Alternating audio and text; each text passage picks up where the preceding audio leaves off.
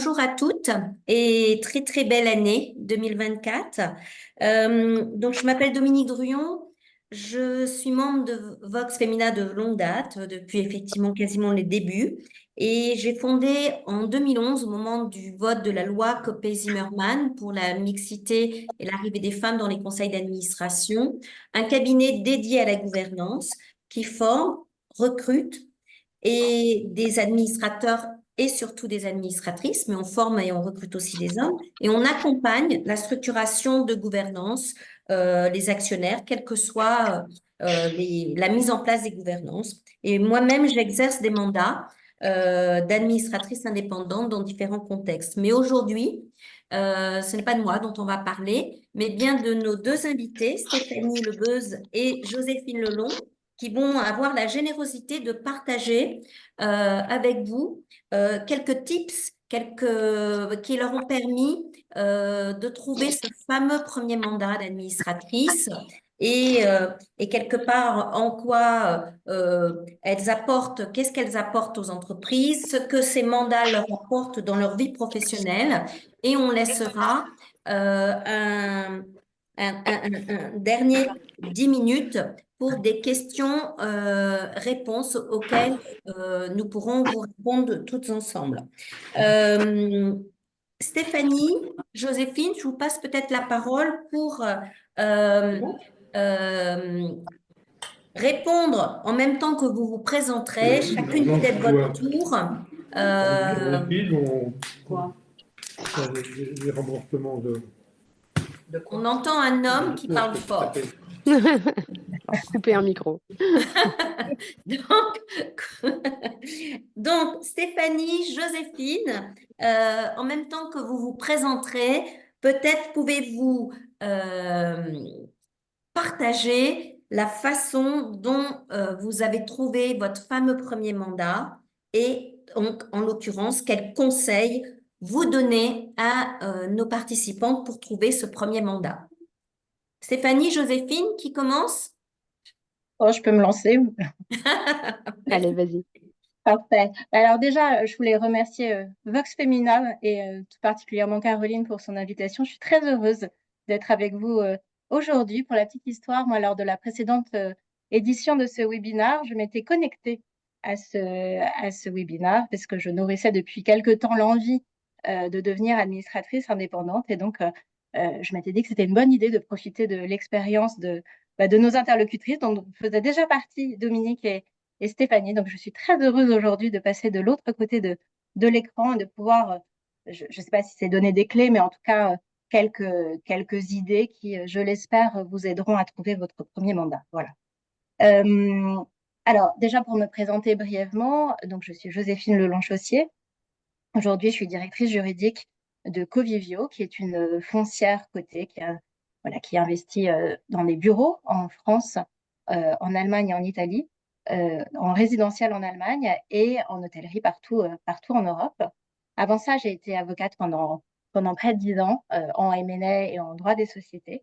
Et depuis quelques temps, quelques mois, ça va faire 1 an et demi, je suis administratrice indépendante d'une autre foncière cotée qui s'appelle CBO Territoria, qui est localisée à La Réunion et qui investit donc à la fois à La Réunion et à Mayotte aussi. Donc, un territoire géographique très différent. Alors moi, comment j'ai fait dans le cadre de ma recherche? La première étape que moi j'ai suivie, qui me semble être une étape assez incontournable, ça a été de contacter les cabinets de chasseurs qui interviennent sur ce type de sujet. Je pense que c'est important qu'ils connaissent votre profil, vos compétences, et puis le jour où ils ont un mandat qui peut correspondre à ces attentes, voilà, je pense que ça peut être intéressant de les connaître. Cela étant dit, me concernant, c'est pas ce qui a fonctionné. Alors peut-être que si un jour, pour un mandat ultérieur, si la question se pose, peut-être que ce sera ça qui fonctionnera. Mais moi, ce qui a fonctionné, c'est le réseau. Il y a quelques années, j'étais amenée à délivrer une formation en droit boursier et en droit des sociétés auprès de la secrétaire générale et de la directrice financière de la société dont j'allais devenir administratrice. Donc, on s'était très bien entendu déjà. Je trouvais qu'elles étaient déjà extrêmement compétentes, très impliquées avec la volonté de s'assurer que leurs pratiques correspondaient aux meilleures pratiques de place. Donc, j'avais beaucoup aimé leur démarche, à la fois très voilà, empreinte d'humilité de recherche, de remise en question, mais de manière très constructive. Donc, je m'étais d'entrée de jeu sentie en confiance avec elle. On s'était très bien entendu. Et finalement, au fil des ans, on avait gardé contact. Alors, on est au mois de janvier. Les vœux, c'est une bonne façon de garder le contact avec son réseau. Et puis, en fait, il y a 2 ans, justement, à l'occasion des vœux, je leur avais dit, bah, écoutez, moi, je serais très intéressée par l'idée de devenir administratrice indépendante. Si jamais vous entendez parler de quelque chose, bah, sachez que moi, je suis candidate. Et puis parfois, dans le cadre de sa recherche, on a le droit d'avoir un petit peu de chance. Et il s'avérait que juste à ce moment-là, eh bien, il y a une réflexion en cours dans le cadre de renouvellement de mandat et il se disait que ce serait bien de renforcer les compétences du conseil en matière notamment de gouvernance. Donc finalement, mon profil correspondait bien. Alors pourquoi le réseau? À mon sens, c'est un levier très important dans le cadre de la recherche. Déjà, le réseau, votre réseau, il vous connaît. Donc, il va pouvoir parler de vous. Et finalement, ce réseau, il va vous aider à asseoir votre légitimité. C'est beaucoup plus facile de présenter sa candidature quand on a quelqu'un qui est là pour dire, je la connais, j'ai déjà travaillé avec elle sur tel sujet, elle est super, elle a une vraie expertise sur tel domaine. Ça va vraiment vous aider. Et réciproquement, si vous rejoignez une société dont vous connaissez déjà le management, je pense que c'est un vrai gage de réussite dans l'exercice futur de votre mandat, parce que finalement, vous savez qui vous rejoignez. Vous savez, vous allez choisir, j'imagine, des gens compétents, en qui vous avez confiance, vous savez qu'ils ont une éthique irréprochable, parce que être administratrice, c'est un investissement important. Il faut savoir que voilà, on rejoint un groupe, c'est un organe collégial, donc il va falloir se sentir bien avec les autres. Et puis, c'est évidemment aussi une responsabilité. Donc, savoir avec qui on se retrouve, c'est quelque chose, à mon sens, de très important. Donc, voilà, si j'avais des conseils, je dirais, faites-vous connaître quand même des chasseurs, ça me semble être un incontournable. Et puis, entretenez votre réseau et faites savoir à votre réseau que vous cherchez. Voilà. Merci beaucoup, Joséphine. Très précis, très concret, très enthousiaste. Bravo. Bravo, bravo. On passe la parole à Stéphanie. Eh ben, enchantée et un gros merci aussi à Vox Femina et puis heureuse de voir qu'il y a du monde sur ce webinaire. Donc, ça veut dire que le sujet continue à passionner et à susciter des vocations au niveau des femmes. Donc, c'est très chouette. Donc, Stéphanie, donc moi, je travaille depuis un peu plus d'une vingtaine d'années. J'ai commencé moi ma carrière dans la finance, donc secteur un peu plus classique. Et après, j'ai eu un parcours très entrepreneurial où j'ai notamment monté des startups très engagées dans le développement durable et ça assez tôt, dès 2009, jusqu'à monter une première société de conseil dans la data et l'intelligence artificielle. Il y a 4 ans, on est monté à 50 consultants sur un laps de temps assez court et également une société de conseil dans tout ce qui est ingénierie durable, transition écologique. Voilà, donc ça, c'est pour mon engagement, on va dire, du quotidien. Euh, Moi, le rôle d'administrateur indépendant, je veux dire que j'avais un peu rêvé de le faire quand j'étais toute petite. Je me rappelle déjà, dès que j'avais 25 ans, je m'étais inscrite à l'IFA à l'époque en me disant, ah, c'est ça que je veux faire. Alors tout le monde rigolait en me regardant, en me disant, mais attends, t'as 25 ans, attends, et reviens 10 ans, voire à l'époque, c'était même plutôt 20 ans, voire 30 ans plus tard, et puis tu verras. Donc effectivement, 25 ans, c'était trop tôt. Mais je pense que depuis cette période-là, moi j'ai bien entendu le discours de Joséphine qui est évident, hein, le réseau c'est un des gros leviers. Mais moi j'ai toujours eu à cœur d'essayer de travailler ma visibilité. Alors moi je suis pas une grande pro de LinkedIn, je suis pas en train de poster des choses tous les jours. Enfin il y en a qui font ça nettement mieux que moi. Par contre voilà, j'ai toujours fait en sorte que mon profil soit à jour, avec des bons mots-clés et justement que transparaissent un peu les gros piliers de mon expérience ou de mon expertise. Et c'est ça, moi, qui m'a permis de trouver mon premier mandat. fait, mon premier mandat, je l'ai depuis maintenant peut-être 5 ans auprès d'une fintech qui est cotée, qui s'appelle AIP. Et en fait, ils m'ont trouvé via LinkedIn. Alors peut-être après, dans leurs recherches, peut-être que mon nom est sorti dans des recherches parce que j'étais connectée à leur réseau, donc peut-être le réseau aussi. N'empêche qu'ils cherchaient bon, une femme, donc là-dessus, pas trop de doute. Et puis, ils cherchaient quelqu'un qui avait à la fois une expérience dans la banque, dans la finance, aussi dans la RSE et dans tout ce qui est transition énergétique, et dans la data et l'intelligence artificielle. Donc, c'est vrai que voilà, moi, c'est un peu les trois piliers qui on va dire, qui font mon parcours depuis un certain nombre d'années.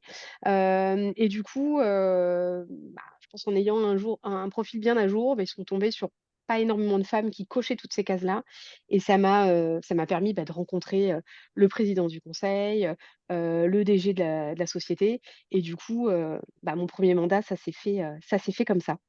Là où je rejoins complètement Joséphine, c'est qu'après le réseau évidemment, comme tu l'as très bien dit, c'est évidemment clé. C'est toujours plus simple d'aller, après, briguer des mandats auprès de personnes, qu'on a déjà rencontrées ou qui connaissent certaines de nos relations, qui, sont, convaincus de notre expertise. C'est d'ailleurs grâce au réseau, moi, que j'ai trouvé, mon 3e mandat qui est dans une société qui fait du traitement de l'eau que j'accompagne justement plus particulièrement sur des sujets de transformation digitale, IoT, data et RSE. Voilà. Après, je pourrais vous parler aussi de comment j'ai eu mon 2e mandat, mais peut-être qu'on pourra revenir là-dessus après. Bon, merci beaucoup Stéphanie. Donc on retient de ton témoignage que le type de Joséphine, entretenir, cultiver les relations avec son réseau, qui sont finalement les membres qui nous connaissent, les personnes qui nous connaissent le mieux pour parler de nous et nous recommander.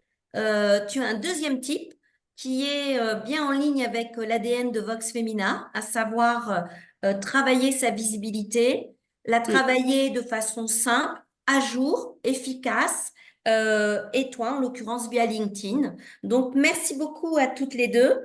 Et ce qui est déjà intéressant, ce qu'on a pu entendre par vos témoignages, mais ça nous fait le lien avec la deuxième question, c'est les contributions que vous allez pouvoir, en tant qu'administratrice, amener au sein des conseils d'administration, donc dans ces instances collégiales, qui sont les instances à la fois et d'orientation stratégique et de contrôle des entreprises. Et d'ailleurs, en t'écoutant, Stéphanie, on a bien vu que dans deux contextes différents, tu contribues dans des secteurs d'activité aussi complètement différents. Donc Mm. ça c'est génial. On va donc vous demander qu'est-ce que vous allez commencer finalement, qu'est-ce que l'entreprise, ce pourquoi elle vous a choisi, son président de conseil, son conseil, attendait de vous comme administratrice, et finalement, qu'est-ce que avec le temps, vous constatez que vous contribuez à amener, ça va peut-être au-delà de ce sur quoi vous étiez initialement attendu. Là encore, votre retour d'expérience. Euh, Joséphine, tu prends le relais? Ok, on garde le même ordre d'intervention. Très bien. Ouais, super. Bah, pour récupérer. Très bien, très bien. Alors, qu'est-ce qui dans ma candidature a fait, je pense, enfin, il faudrait leur demander, mais je pense que c'est ça qui a été particulièrement mis en avant. Déjà, pour moi, c'était la connaissance sectorielle, puisque CBO Territoria, donc c'est une foncière, aménageur et promoteur donc dans le domaine de l'immobilier. C'est une société cotée. Donc, le fait d'être directrice juridique d'une autre foncière cotée, c'est évidemment quelque chose de valorisable dans ma candidature parce que ça me permet de connaître les enjeux du secteur. Alors, ça peut être des enjeux de financement dans un contexte où les taux d'intérêt ont augmenté très substantiellement et avec une rapidité non anticipée. Ça peut être des, des questionnements sur la transformation des usages, par exemple. Euh, quid du bureau à l'heure du télétravail et de l'intelligence artificielle. Ça peut être des enjeux RSE. Alors aujourd'hui, je crois que tout le monde est très attendu en matière de RSE, mais c'est vrai que l'immobilier, compte tenu de la trace à long terme qu'un immeuble laisse derrière lui, et compte tenu du fait que le secteur de la construction avec les transports, c'est sans doute un des secteurs les plus polluants de la planète, c'est un secteur d'activité vraiment particulièrement regardé, légitimement regardé, notamment sur le volet environnemental. Donc, avoir vraiment conscience de tous ces enjeux, de savoir qu'est-ce qu'il faut regarder, c'est quoi les métriques vraiment importantes dans ce secteur-là. Évidemment, bah, ça aide, en tout cas j'espère, à poser les bonnes questions et à challenger le management de manière constructive. Je pense que cependant, il y a quand même un point qui me semble très important à garder à l'esprit quand on cherche un mandat. C'est très bien quand c'est un secteur d'activité très proche de ce qu'on connaît bien. En revanche, il faut prêter attention à la question des conflits d'intérêts. Il ne faudrait pas que la société que vous rejoignez puisse se trouver en concurrence directe ou indirecte avec votre entreprise. Donc ça, c'est peut-être juste un point d'attention, mais ça me semble important de le souligner. Donc voilà, donc expertise sectorielle, ça c'est évident que pour moi en tout cas, ça a été un élément, je pense, clé. Le deuxième élément qui a appuyé ma candidature, ça a été mon expertise en gouvernance. Et donc là, mon réseau a pu m'aider à démontrer que je disposais bien de cette expertise.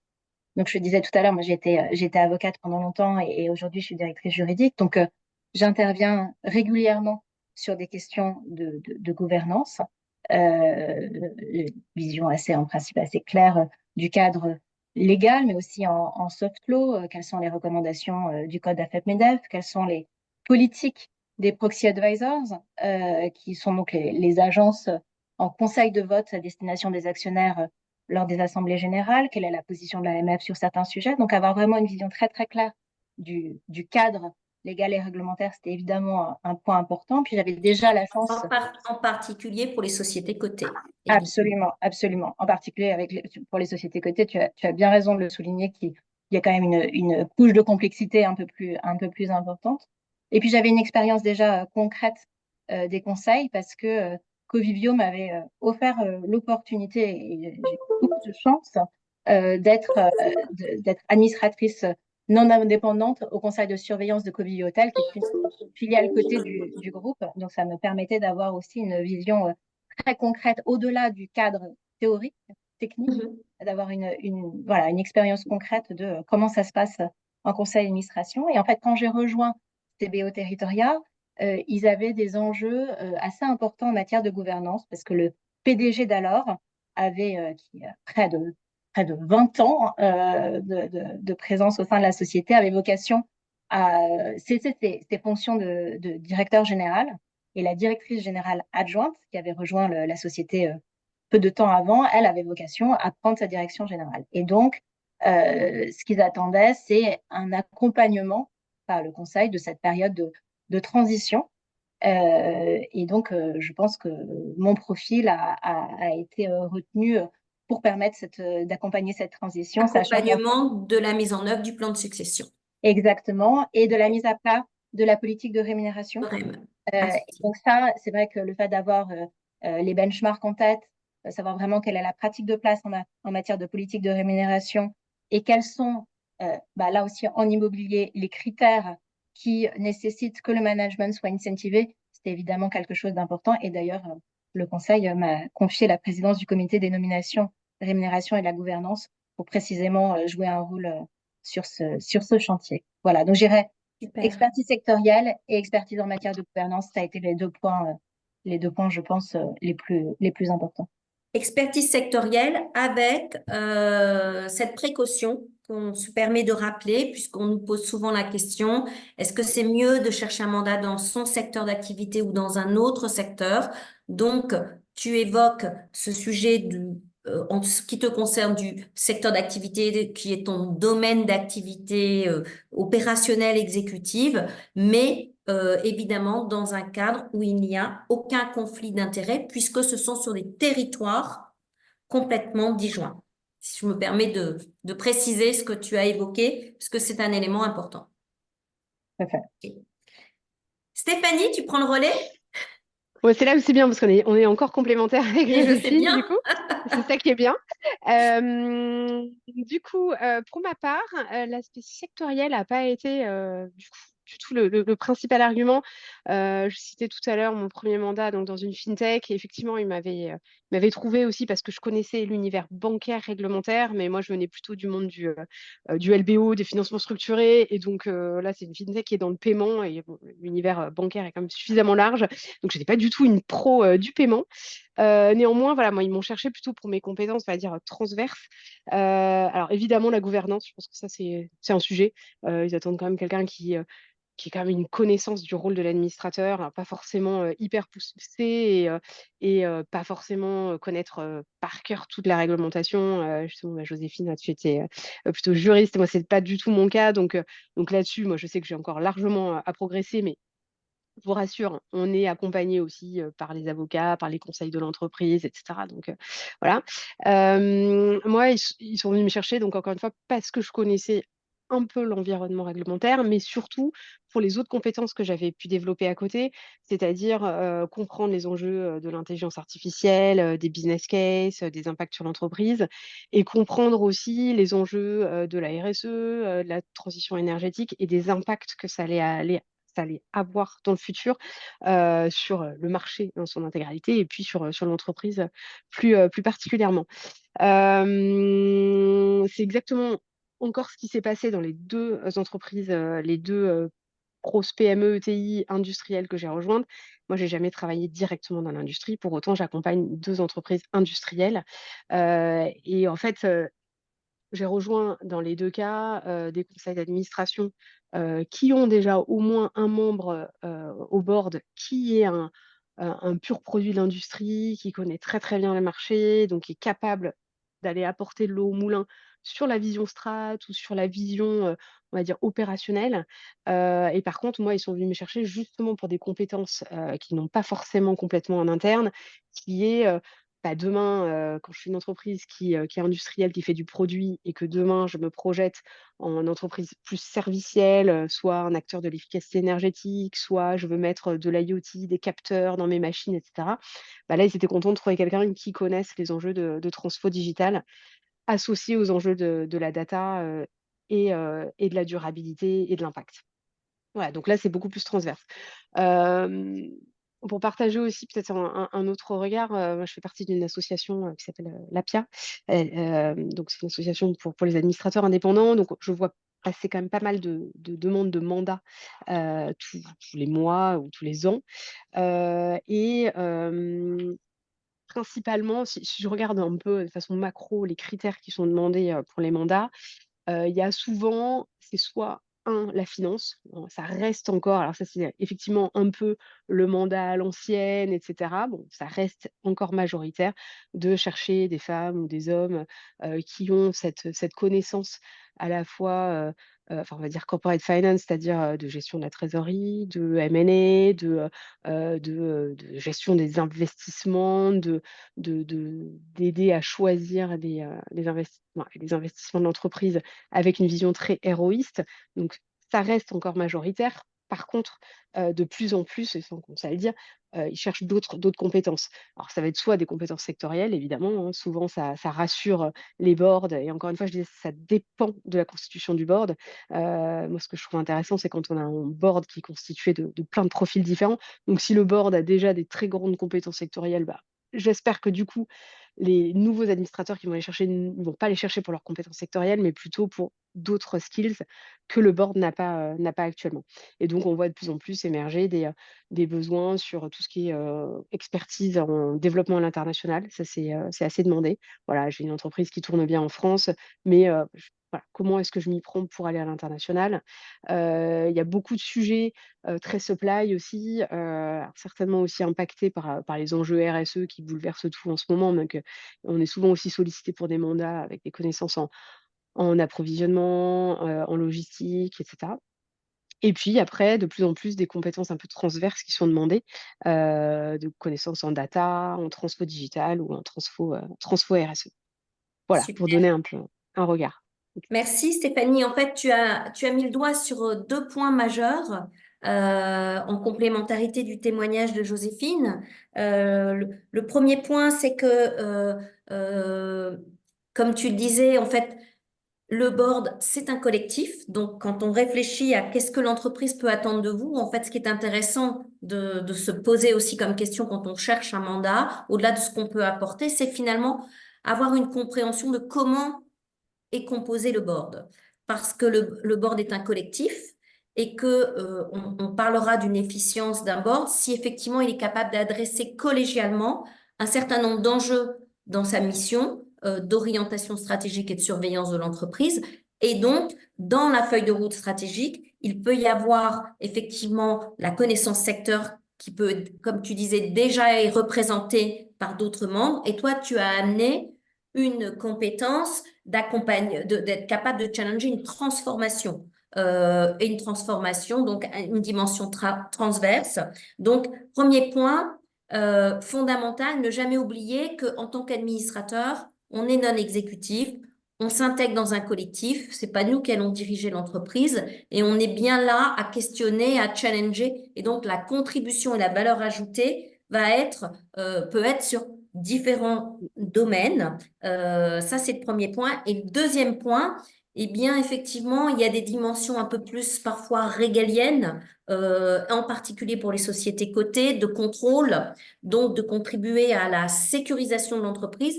Et puis, il y a toute la dimension qui est finalement, on dit que le board travaille sur le temps long, le coup d'après, hein, non pas le pilotage opérationnel, mais bien le coup d'après dans la feuille de route stratégique. Et donc, c'est le développement. Et c'est bien ces deux piliers qu'on a vus que vous avez aussi incarnés et témoignés toutes les deux en termes de contribution possible, de valeur ajoutée. Alors, j'ai vu apparaître une question, et la RH? Alors, peut-être je vous laisse répondre toutes les deux, ou l'une des deux de vous deux peut-être maintenant. Moi, j'ai des choses à dire, mais ce qui est important, ce sont vos témoignages. Si vous voulez apporter un témoignage l'une ou l'autre, peut-être Joséphine, puisque tu as évoqué aussi sur les packages de rémunération, au moins du dirigeant et peut-être un peu plus. Oui, effectivement, je pense que ça, avoir une expertise sur comment structurer une rémunération de dirigeant, comment construire une politique de rémunération pour les dirigeants, ça, c'est vraiment une compétence qui est recherchée, parce que c'est un exercice qui nécessite une compréhension très profonde des enjeux stratégiques de la société, parce que c'est- en fait, ça va vraiment être c'est ce qu'on va chercher à construire, en tout cas, le reflet de la stratégie, pour voir où est-ce que le management doit être incentivé pour que, il puisse, bah voilà, déployer toute son énergie sur les bons sujets. Donc, avoir des compétences sur ce type de problématique, c'est évident que ça peut être très valorisé, à mon sens, dans le cadre d'une candidature. Euh, et après, je pense que la partie sociale, euh, avec l'émergence, enfin, c'est même plus que l'émergence, aujourd'hui c'est là, mais la vague est extrêmement forte. Euh, tout le volet RSE, il y a évidemment le pilier S, on pense beaucoup au pilier E, mais je pense que le pilier S a aussi, que ce soit social, en social, sociétal, je pense que c'est quelque chose qui est de plus en plus valorisé. Après, c'est vrai que dans les conseils que je vois, euh, je- je- j'ai pas forcément de profil vraiment à l'origine RH, et je vois plus de profils financiers. Je te rejoins pleinement, Stéphanie, hein, sur ce sujet. Mais j'ai tendance à penser que ce volet a tendance, dans la mouvance de la RSE, à prendre plutôt plus d'ampleur que ce que ça n'a pu être dans le Mm. passé. Ouais, je suis d'accord. Stéphanie, Après, oui. ouais, ouais, ouais, complètement. Mais je pense qu'en fait, les profils qui sont demandés pour des mandats sont encore beaucoup à l'image de là où on met le poids dans les entreprises. Après, voilà, évidemment, on ne va pas faire de polémique. La RH, on sait très bien que c'est essentiel. Et je pense que toutes les entreprises sont en train de le réaliser. Pour autant, je pense qu'il voilà, il y a encore un décalage où on reste, comme je le disais, encore majoritairement, mais je parle que de majorité, entreprise drivée quand même par le PNL, où effectivement la finance est quand même un des piliers, quoi. Là où moi j'ai vu pas mal, alors, et premier point. Et deuxième point, je pense que ça dépend aussi beaucoup de la taille de l'entreprise. Bon, moi, pour ma part, j'accompagne essentiellement des grosses PME ETI. Je ne suis pas du tout dans l'univers du CAC 40, donc je ne peux absolument pas dire ce qui se passe voilà, auprès des, des grandes entreprises qui ont peut-être certainement un regard différent. Pour les grosses PME ETI, l'ARH est un sujet, mais ils ne le voient pas en tant que tel, quoi.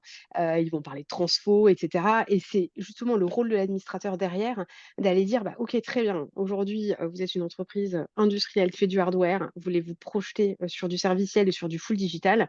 Et c'est le rôle aussi de l'administrateur de faire prendre conscience du fait que l'ARH va être un sujet majeur qu'ils n'ont pas forcément en tête. Et c'est plutôt par ce biais-là, moi, que j'essaie de l'amener en disant, en fait, demain, voilà, tu es en train de monter un business model complètement différent. Tes équipes aujourd'hui, bah, soit tu gardes exactement les mêmes pour ce projet de demain, et il y a besoin de formation énorme. Et c'est justement le rôle de l'administrateur d'aller amener ces questions-là et de l'aider à créer un plan de recrutement, un plan de développement de ses équipes pour l'amener dans sa transition. Mais c'est vrai qu'aujourd'hui, c'est assez rare que le mandat, soit en premier lieu quelqu'un qui vienne, du recrutement pur jus. Par contre, c'est de plus en plus apprécié parce qu'il y a quand même beaucoup de secteurs qui sont en tension. Donc moi, j'ai vu quand même dernièrement pas mal de mandats, surtout des entreprises qui sont très consommatrices en termes de people, donc soit des sociétés de conseil, des sociétés enfin de ser dans le service, qui, demandent quand même que l'administrateur ait une compétence, une expertise, dans le domaine du recrutement et qu'il ait déjà été confronté à une problématique de, pénurie de talent, de problématiques de rétention, et cetera. Donc ça, c'est quand même des sujets aussi, sociétaux qui sont hyper forts. Et du coup, évidemment, la RH est en train de monter en puissance, mais voilà, on reste encore aujourd'hui sur un modèle plutôt financier, quoi. C'est aussi, je complète, ces profils un peu plus RH qu'on va retrouver dans les scale-up, start-up, non cotés, où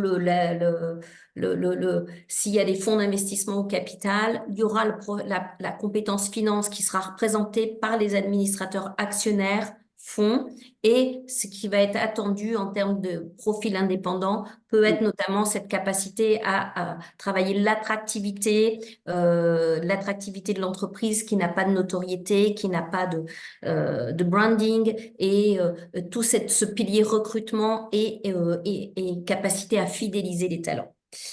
On continue parce que je vois défiler les questions, donc on va quand même garder les questions pour les 5-10 dernières minutes. On continue notre fil rouge. Merci à toutes les deux. Et je vous pose une troisième question dans notre approche un peu 360, c'est de se dire, on se pose souvent la question, c'est quand le moment par rapport à son parcours professionnel? Tu évoquais, toi, Stéphanie, que le fait que toi, c'est venu très jeune, hein, c'est presque une vocation. Euh, et donc, par rapport à votre activité opérationnelle exécutive, finalement, dans ce retour d'expérience, c'est intéressant de se dire aussi qu'est-ce que vous apporte le mandat et en quoi c'est complémentaire, utile, qu'est-ce que ça vous apporte par rapport à votre activité opérationnelle de tous les jours. Je repasse la main à Joséphine. Oui, alors ça m'apporte plein de choses, mais si je devais retenir un mot, pour moi, ce serait celui de respiration. Je trouve que ce mandat, c'est une vraie bouffée d'air qui, effectivement, qui m'extrait de mon quotidien. Euh, En tant qu'administratrice indépendante, évidemment, je ne suis pas dans l'exécution opérationnelle, mais plutôt dans la réflexion, ce que tu évoquais tout à l'heure, Dominique, plutôt à plus long terme, et notamment sur tout le volet stratégique. Et ça encourage à réfléchir un peu différemment, un peu en dehors du cadre. Donc, je trouve que c'est une respiration moi, qui m'aide à prendre de la hauteur, à réfléchir différemment, quelque part à faire le petit pas de côté qui permet de regarder un sujet différemment. C'est vrai que c'est là où, quand on est dans un même secteur d'activité, c'est vraiment extrêmement intéressant parce que c'est un positionnement très différent d'être manager au sein d'une société, en l'occurrence dans l'immobilier, ou être administratrice d'une société dans l'immobilier. C'est pas le même regard et je trouve que quelque part, d'un côté, c'est une respiration qui me permet de voir autre chose et ça fait du bien de temps en temps. Puis ça nourrit moi ma curiosité. J'aime bien voir des choses différentes, voilà. Et puis en plus, j'ai la chance d'être. Ça m'a donné l'occasion de découvrir un territoire que je ne connaissais pas, qui est la Réunion et qui est un territoire absolument magnifique. Un bout de France que je découvre avec beaucoup de Un bout de France dans la tornade aujourd'hui. un bout de France dans la Ouais. tornade, oui, oui, absolument, absolument. Et c'est aussi une respiration qui, moi, me nourrit parce que finalement, voilà, il y a quelque chose comme un aller-retour. En tout cas, j'espère que je deviens meilleure aussi dans mes fonctions chez Covivio euh, grâce à ce que je peux voir aussi en conseil d'administration. On a évoqué tout à l'heure les sujets gouvernance. C'est vrai que c'est très intéressant quand on est, comme moi, directrice juridique et que on intervient régulièrement sur des sujets gouvernance, que ce soit des réflexions sur voilà, quels équilibres dans la composition du conseil, quels sont les points apportés à l'ordre du jour des réunions, comment organiser les comités. C'est très éclairant de passer de l'autre côté du miroir et de voir de l'intérieur euh, qu'est-ce qui est vraiment utile pour que collégialement, on puisse prendre la meilleure décision possible. Donc ça, c'est vraiment quelque chose, moi, qui m'est très, très utile aussi dans mes fonctions finalement plus opérationnelles au quotidien. Et pour ce qui est de l'immobilier, bah, oui, tout à fait. Aujourd'hui, la Réunion est au milieu d'un cyclone et on voit que il y avait des réflexions auparavant qui étaient vraiment euh, qui ne concernaient que l'immobilier en milieu tropical. Mais réchauffement climatique oblige, on Bien voit sûr. qu'il y a un certain nombre de réflexions qui deviennent pertinentes, y compris en métropole ou ailleurs. Donc voilà, je trouve que Ok. sortir du cadre, voir les choses sous un autre angle, voilà,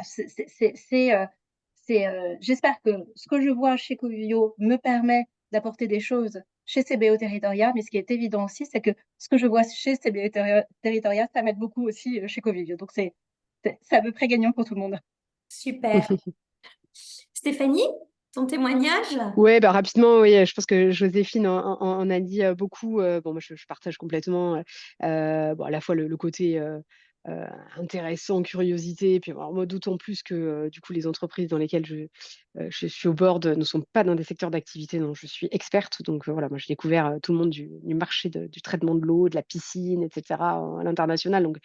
Donc c'est passionnant et en plus quand on est bien accueilli dans un board, enfin je prends certains exemples, c'est-à-dire que les PDG, enfin les présidents, le DG passe vraiment du temps en plus à vraiment expliquer les enjeux du secteur pour justement derrière l'administrateur soit capable, enfin une meilleure connaissance des enjeux du secteur et soit capable d'être vraiment challengeant les années d'après. Donc en général, on a un onboarding qui est super intéressant. Donc ça là, Alors, effectivement, je je rejoins. vais te Ouais, demander si tu peux un peu étoffer le onboarding parce que dans la liste des questions qui nous sont posées, euh, d'accord. on a une question sur le onboarding, c'est-à-dire une fois qu'on est nommé, comment avez-vous construit votre entrée en mandat?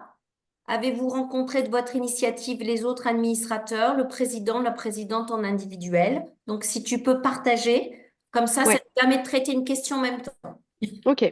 Alors, encore une fois, moi, je parle des grosses PME ETI, donc l'onboarding, il n'y a rien de très normé, il n'y a rien de très industrialisé comme process, hein, c'est clairement. Bon, chaque dirigeant le fait un petit peu comme il sent. Moi, ce que j'ai pu voir dans la globalité, enfin, déjà, ça dépend un peu de la façon dont on a été sélectionné. Moi, pour certains mandats, j'ai juste vu le président du conseil et le DG de l'entreprise, et c'était quasiment tout. Alors que pour d'autres, j'ai vu tous les administrateurs, tous les membres du conseil. Voilà, il fallait qu'il y ait une absence de veto de chacun d'entre eux. Donc j'avais déjà du coup eu des entretiens one-to-one avec chacun. Donc j'avais déjà une petite connaissance de chacun d'entre eux.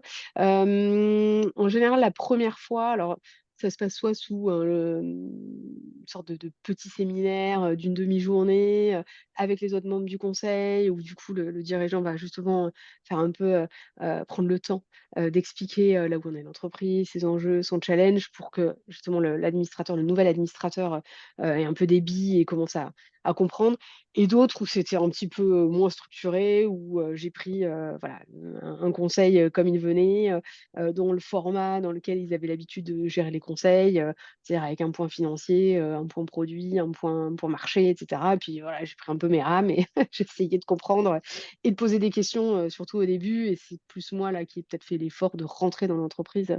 Voilà. Après moi, à chaque fois, effectivement, j'ai pris le temps de rencontrer, les autres administrateurs en one to one, alors physiquement, en Teams, peu importe, mais justement pour, bah, déjà les découvrir, et puis avoir un peu aussi des billes sur la façon dont ça se passe. Mais j'ai envie de dire que ce process-là, il vaut même mieux le faire en amont. Si vous avez la capacité de rencontrer un maximum de membres du conseil, avant, c'est mieux parce que franchement, un conseil d'administration, c'est quand même de l'intuitu personné. Il faut sentir le dirigeant évidemment, et puis il faut sentir le conseil aussi, parce que je pense qu'on a déjà des vies bien remplies à côté. On n'y va pas pour aller, côtoyer ou travailler avec des gens avec lesquels on a absolument pas les valeurs en commun, ou pas les mêmes façons de travailler. Enfin, je veux dire, ça doit rester aussi, du plaisir et quelque chose d'intéressant. Donc il faut rapidement développer une relation de confiance, parce que sinon ça ne fonctionne pas, quoi.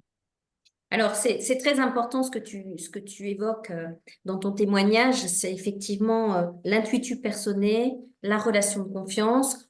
On peut aussi, en fonction des structures juridiques, si on est en société anonyme ou si on est en SAS, c'est moins le cas, être mandataire social, donc avoir une responsabilité qui peut être engagée. Donc, cette notion de confiance et d'intuitu personné est très importante. Ce que tu évoques idéalement, c'est-à-dire avoir la possibilité de rencontrer des administrateurs avant la prise de mandat, n'est pas toujours possible.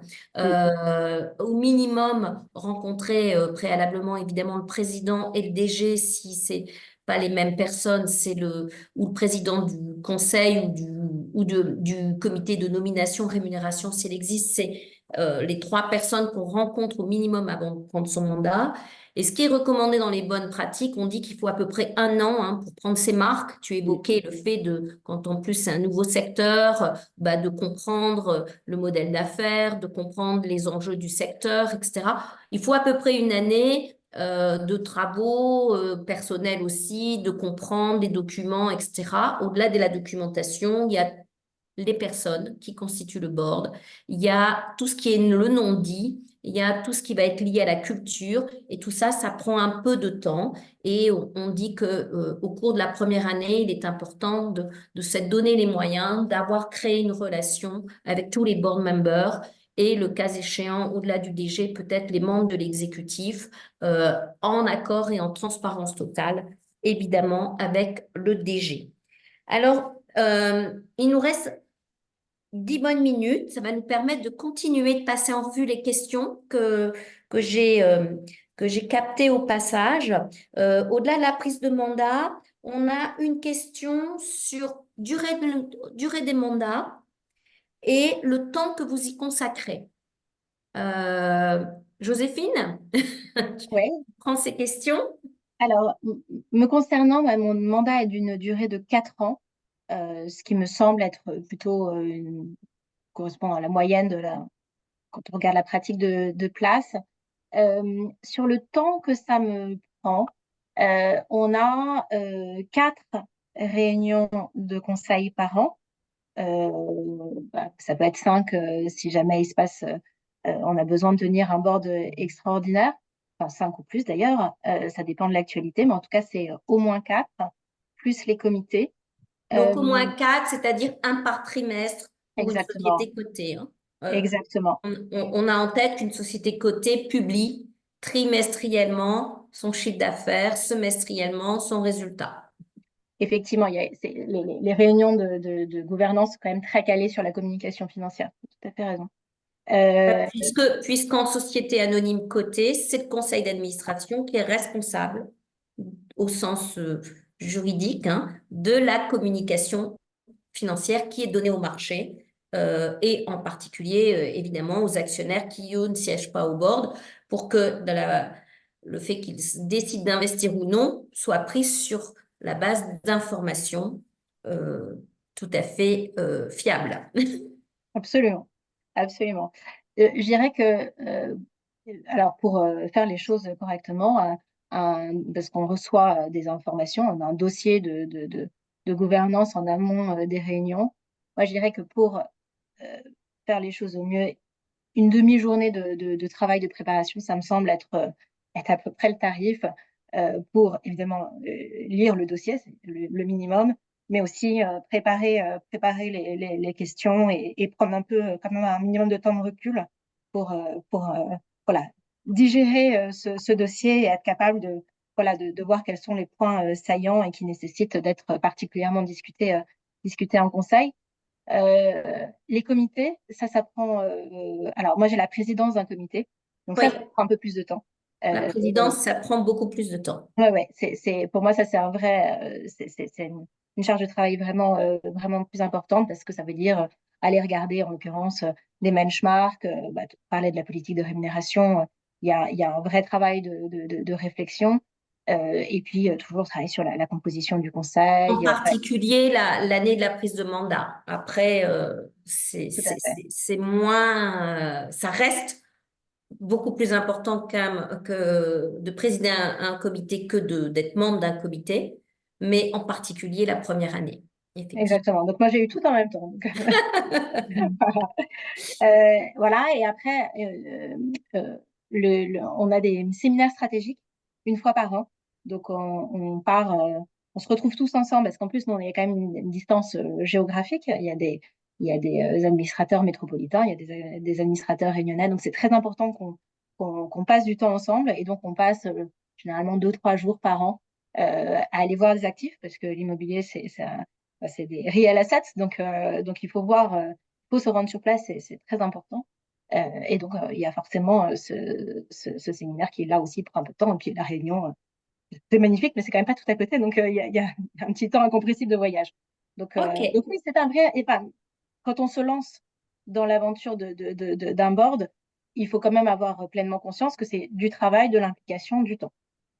Super. Stéphanie, est-ce que tu veux, comme on a encore pas mal de questions, est-ce que tu veux compléter sur ces questions ou est-ce que tu Ouais, mais veux je pense que je vais répondre à aller d'autres vite. questions? Oui. Ouais, moi je pense que je vais aller très vite par rapport à ce que dit Joséphine. Moi, je suis complètement d'accord sur l'implication temps. Moi aussi, c'est à peu près le même rythme.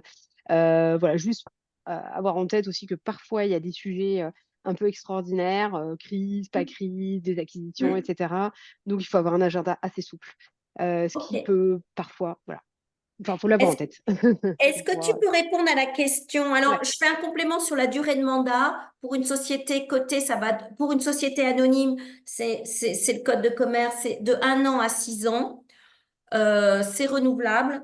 On voit dans les pratiques en moyenne plutôt 3 ans, euh, qui sont finalement qui permettent des rotations dans les compositions de conseil et d'avoir des renouvellements par tiers.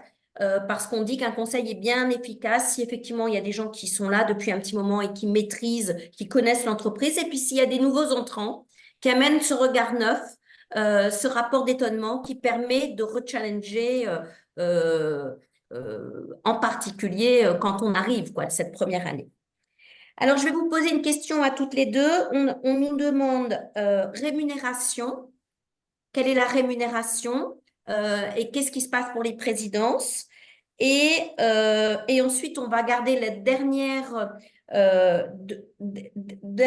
question sur euh, réseau, cabinet de recrutement et formation. Voilà. Donc, on se répartit ces questions pour pouvoir avoir le temps de traiter ça dans les 6 minutes qui nous restent. Rémunération? Hmm. Rémunération, oui. Alors, la façon dont ça fonctionne, en tout cas chez CBO Territoria, mais voilà, je pense qu'il y a un fonctionnement assez classique, en tout cas pour les sociétés cotées, c'est d'avoir une partie de la rémunération vraiment au titre des réunions du conseil d'administration. Et ensuite, il y a une rémunération pour les comités avec une enveloppe additionnelle pour la présidence. En fait, c'est vraiment le reflet du travail effectué. Alors, très sincèrement, moi, c'était vraiment pas pour la rémunération que j'avais envie de m'engager au sein d'un conseil. Cela étant dit, c'est vrai que moi, je suis toujours étonnée quand je vois des mandats passer sans rémunération parce que c'est un vrai travail, une vraie implication, une responsabilité. On le rappelait à l'instant. Et donc, je trouve toujours un peu étonnant quand il y en a pas. Euh, Ok. Stéphanie, tu veux compléter et peut-être répondre puisque on a une question sur qu'est-ce qui se passe dans les startups. Moi, je peux y répondre, mais ce qui est important, c'est Mhm. votre témoignage, en particulier si elles n'ont pas de cash pour rémunérer, quelles sont les modalités dans le cadre de startups. Ok. Bon, pour les startups, moi, pour ma part, j'ai fait partie de board de pas mal de startups. Effectivement, quand elles n'avaient pas de cash, moi, j'ai toujours accepté un engagement bénévole. Bon, c'était aussi ce qu'on disait des projets de cœur et voilà, qui nous font plaisir, qu'on a envie de soutenir. J'ai toujours même refusé de prendre des parts aussi. Bon, voilà, c'est de plus en plus de mécanismes de BSPCE, c'est ça, on peut avoir des options Oui. dans Tu l'entreprise, peux mais je te avoir des laisserai à Dominique, BSPCE ou des BSA, des BSA plutôt plutôt même BSA pour d'ailleurs, des puisqu'on raisons n'est pas salarié. fiscales. Ouais, tout à fait. C'est des pratiques qui nous viennent des États-Unis, tout simplement, quand Mm. effectivement les sociétés ont peu de cash et qu'elles gardent le cash pour leurs opérations, les opérationnels, pour leurs investissements, leur croissance. Hein. Voilà. Ouais. Après, pour donner vraiment des chiffres, parce que je pense que c'est intéressant d'en donner, Ouais. pour les grandes entreprises, alors encore une fois, les grandes entreprises, enfin, je parle des sociétés du CAC, je ne suis pas une pro du sujet, mais j'avais discuté avec pas mal d'administrateurs à l'époque qui me disaient que les mandats étaient minimum entre 60 000 et 100 000 euros. Donc là, ça devient des rémunérations assez intéressantes à l'année. Donc, c'est une sorte de forfait. Pour les PME, ETI, il y a deux façons de faire. Il y a soit effectivement sorte de forfait, puis après des enveloppes, comme le disait Joséphine, en fonction des différents rôles et responsabilités qu'on peut avoir en plus, comité des rémunérations, etc., présidence. Forfait, mais ce que je vois quand même plus souvent, en tout cas chez les plus petits, c'est plutôt une rémunération au conseil. Donc c'est là où vous allez voir que le rôle d'administrateur, c'est quand même compliqué d'en faire juste sur sa simple source de revenus. Enfin, après, chacun, ça dépend de l'enveloppe et du train de vie de chacun, mais alors, certaines sont un peu râlées pâquerettes, hein. On va être plutôt autour de 500 euros le conseil, donc ce qui est vraiment assez bas, puisque, comme le disait Joséphine, il y a quand même de la préparation en amont, et puis après, on y passe quand même au moins une demi-journée en conseil, voire un peu plus. Et ça peut aller jusqu'autour de 2000 euros 2000 euros le conseil. Voilà, ça vous donne un ordre de grandeur. Donc, dans le tissu des PME, on est voilà, plutôt 1000, 1500. Dans le tissu des ETI, on est au-delà de 2000. Ce qui est important aussi, je traite par la même occasion deux questions. Quand on est dans le côté, on est en société anonyme, c'est de la rémunération financière, de mandat social non exécutif. Quand on est dans le non-coté, dans 95% des cas en France, on va être dans le tissu du SAS. Qui dit SAS, on n'est pas mandataire social, là encore dans 95% des cas, donc c'est sous forme d'honoraires. Premier point. Deuxième point, différence entre la France et le UK. Eh ben, au UK, d'abord dans le côté, c'est un pays où il y a une vraie culture de la class action, comme aux États-Unis, donc il y a un risque. C'est très professionnalisé et on peut vivre très bien, comme le disait Stéphanie, au UK ou aux US. Avec 3 mandats rémunérés, on fait une activité qui nous nourrit. Donc, c'est bien moins rémunéré en France qu'au UK, tout simplement aussi parce que les risques ne sont pas les mêmes et qu'il n'y a pas la culture de l'actionnaire de la même façon, il n'y a pas la culture de la gouvernance ancrée de façon historique. On termine par les formations. Faut-il se former? Si oui, où? J'ai vu passer, quid de la formation de l'IFA? Et enfin, on fera un dernier point, cabinet, réseau. Faut-il se former? Alors, moi, je n'ai pas suivi de formation dédiée, Mais tu en donnes. mais j'en donne. Et c'est vrai que j'ai été 10 ans avocate, j'ai fait 10 ans, 10 ans d'études de droit. Et donc, en tout cas, sur le cadre théorique, voilà, j'avais le sentiment de à peu près maîtriser, j'espère, voilà, le sujet. Et finalement, en ayant un mandat d'administratrice non indépendante, voilà, plus cette expertise technique, j'ai pas eu le sentiment d'avoir particulièrement besoin de cette formation, mais c'est pas parce que moi j'en ai pas eu le sentiment que ça peut pas être pertinent avec d'autres Parce que toi, experts. tu as une formation juridique C'est pour ça que je dis et ça. gouvernance côté. Stéphanie? Moi aussi, j'ai choisi de ne pas me faire certifier. Alors, pour vous citer quelques noms, parce qu'il y a quand même certaines formations qui sont très reconnues, hein. Donc, il y a effectivement celle de l'IFA avec Sciences Po, dont on m'a dit le plus grand bien. Là, j'ai vu certains lauréats là, qui m'ont dit qu'apparemment le niveau avait un peu cranté. Donc, apparemment, il faut, en tout cas en ce moment, avoir vraiment de la disponibilité dans son agenda pour se lancer là-dedans, parce qu'apparemment, c'est devenu très exigeant, hyper formateur, très, voilà, mais il faut avoir du temps. La deuxième, dont on m'a aussi dit beaucoup de bien, qui est celle de l'EM Lyon. Après, je sais qu'il y en a d'autres qui sont montées, donc je fais la pub pour personne, mais en tout cas, ces deux-là, c'est un peu les historiques et celles qui ont des très bons retours. Moi, j'ai choisi de ne pas me faire certifier parce que justement, bah, la différence de Joséphine, moi là où je pense que j'ai besoin de progresser sur l'aspect juridique, mais en fait, je me suis dit que je n'allais pas rattraper 8 ans de droit en une demi-journée de cours. Du coup, je me suis dit que je préférais un peu m'auto-former sur le tas et puis demander justement m'entourer de conseils et d'avocats quand vraiment j'avais des questions un peu vraiment pointues. Voilà, ces formations-là, c'est quand même beaucoup autour de la posture de l'administrateur. Donc après, voilà, si on a besoin, on ressent le besoin de se former sur ces sujets, je pense que ça vaut le coup. C'est très orienté aussi finance. Bon, voilà, donc, j'ai fait quand même pas mal de finance. J'ai moins mis voilà, l'accent là-dessus. Après, je pense que personne ne perd son temps à le faire. Tout le monde met en avant le fait que c'est des super aventures en termes de réseau. Donc, voilà. Mais il faut avoir le temps, on va dire l'argent, la disponibilité. Et puis après, mais voilà, mais c'est loin d'être indispensable pour avoir des mandats. Merci pour vos témoignages, parce que vous témoignez par vos mandats que il n'est pas obligatoire d'être certifié pour trouver un mandat.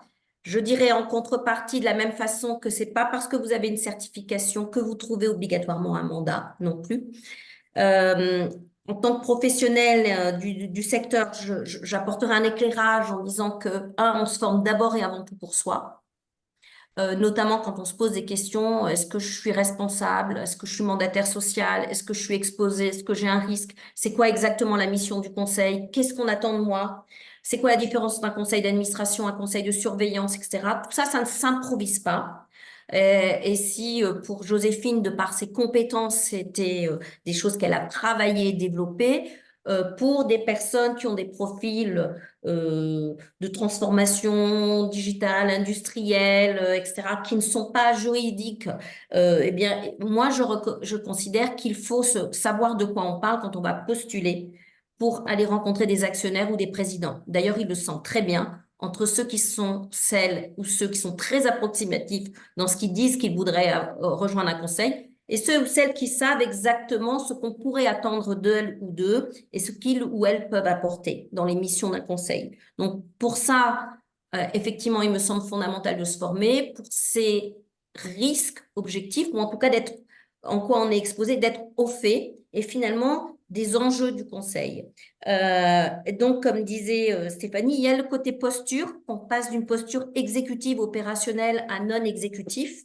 Comment on n'est pas en gestion de fait, comment on ne fait pas de l'ingérence. Tout ça, il faut quand même être, voilà, ça, il faut l'intégrer. Et enfin, effectivement, on n'a pas les mêmes postures dans une start-up, dans une scale-up où on est plutôt en support au développement que dans une structure qui est plus cadrée, qui est plus structurée ou qui est plus exposée parce qu'elle est cotée. Donc, tous ces parcours de formation qui existent, il n'existait pas de formation en France avant 2010. Ça existe depuis maintenant 12, 13, 14 ans et ça continue de s'étoffer. La première est en Sciences Po IFA et elle est plutôt destinée au CAC 40 et aux grands groupes cotés, où là, l'exposition est importante, le cadre réglementaire est important. Et d'ailleurs, vous n'êtes admissible à cette formation que si vous avez un mandat en vue. Voilà.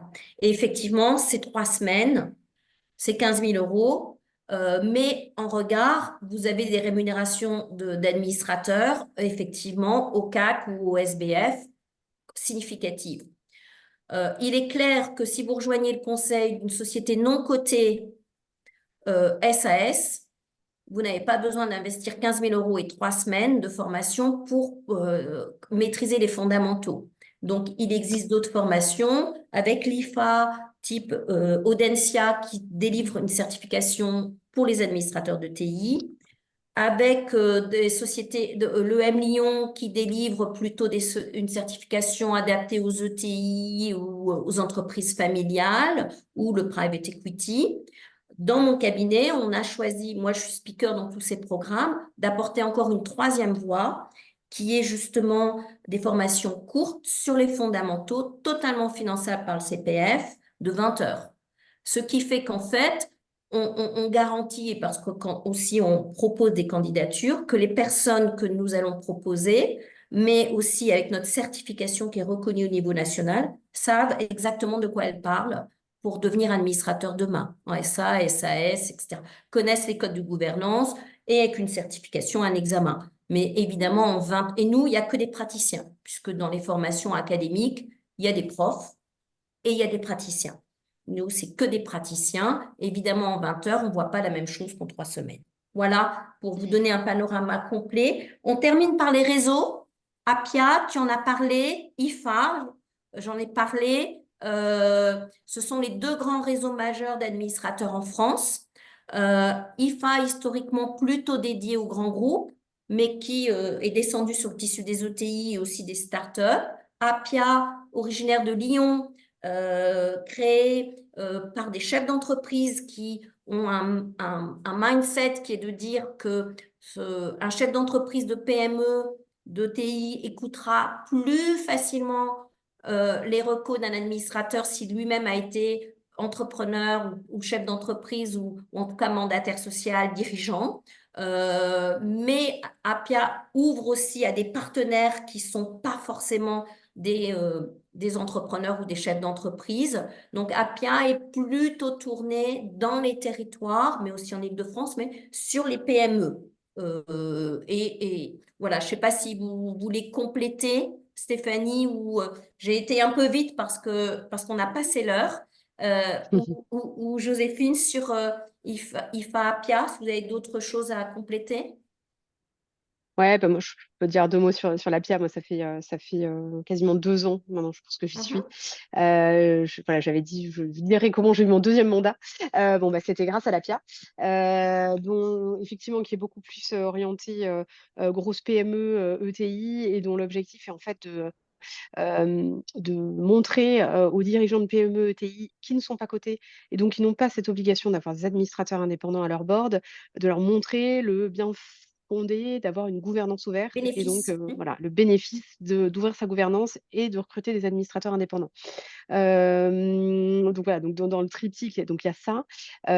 Dedans, l'idée, c'est de pouvoir faire en sorte que les membres de l'APIA puissent s'auto-former. Donc on se forme entre nous en fonction des expertises de On a chacun. des Euh, auto-formations au sein de la PIA. voilà. Absolument. Et le troisième, c'est d'aller chercher des mandats enfin, pour les membres de l'association, et donc pour pouvoir proposer justement des mandats à peu près un peu tout le monde. Donc c'est assez riche de ce niveau, à ce niveau-là. Donc voilà, moi, si vous voulez plus d'infos, je me tiens à votre disposition là-dessus. Parfait. Je suis aussi membre de la PIA depuis 2011, hein, donc je confirme ce que dit Stéphanie. L'IFA aussi a une bourse au mandat de la même façon, sachant que le principe de la bourse au mandat, eh bien, c'est que ces mandats au sein de la PIA sont instruits par région. L'IFA s'instruit en national, mais qu'effectivement, c'est dédié aux membres et que eh bien, il y a toutes les candidatures qui émanent des membres sont étudiées avant d'être transmises aux entreprises, sachant que comme c'est des associations, bon, ben, c'est pas, c'est des gens bénévoles hein, qui font ça. Donc, évidemment, c'est pas la même chose que si un cabinet travaille sur un recrutement, sachant que en France, puisqu'il y avait une question sur les cabinets, les mandats sont peu intermédiaires en dehors des sociétés cotées. Quand même, globalement, ça reste encore essentiellement de la cooptation, de la recommandation, du bouche à oreille, où effectivement, ces associations restent des leviers où un certain nombre de mandats sont formalisés. Je vais clôturer ce webinaire en vous remerciant de toutes vos questions et en remerciant, et je vous propose qu'on applaudisse en silence, parce qu'on est Joséphine et Stéphanie pour leur générosité dans leur partage de tous ces bons tips très concrets, très pragmatiques et très inspirants. Merci beaucoup à toutes les deux et bonne continuation à toutes au sein de Vox Femina. Merci à vous. Merci beaucoup. Merci infiniment. Oui, bonne journée à toutes. Merci. Merci. Merci. Bonne journée, au revoir. Merci beaucoup. Merci beaucoup. Au revoir. Merci. Au revoir. Au revoir, bonne journée. Merci beaucoup.